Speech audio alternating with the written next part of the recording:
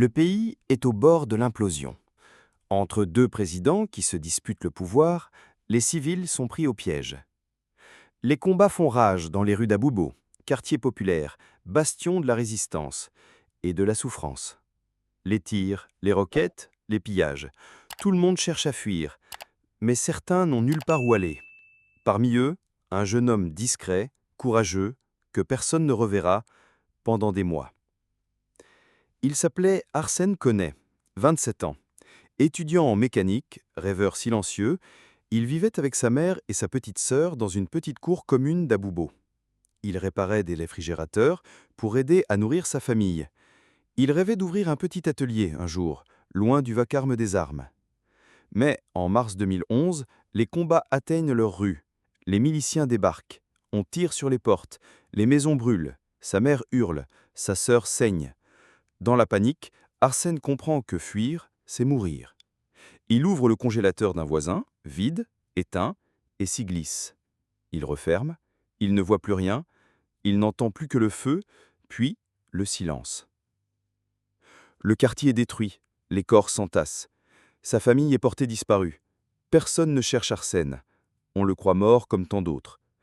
Mais dans le froid, dans le noir, il tient. Il respire doucement. Il gratte parfois, mais personne ne l'entend. Ce n'est que 2 jours plus tard qu'un groupe de bénévoles, venus fouiller les décombres, entend un bruit étrange. Ils ouvrent le congélateur, et le miracle se produit, un homme, vivant, couvert de suie, déshydraté, les yeux grands ouverts, un survivant. Arsène a survécu 58 heures dans ce cercueil blanc, sans eau, sans lumière, sans espoir. Il a tout perdu, sa maison, sa mère, sa sœur, mais il est devenu malgré lui un symbole de la survie, un symbole silencieux de toutes celles et ceux qu'on a oubliés dans les décombres de cette guerre. Il vit aujourd'hui à Bouaké, loin du bruit. Il ne parle presque jamais de ce jour-là, mais dans son atelier de réparation, un congélateur trône dans un coin. Il ne fonctionne plus. Il n'est pas là pour garder des aliments. Il est là pour se souvenir.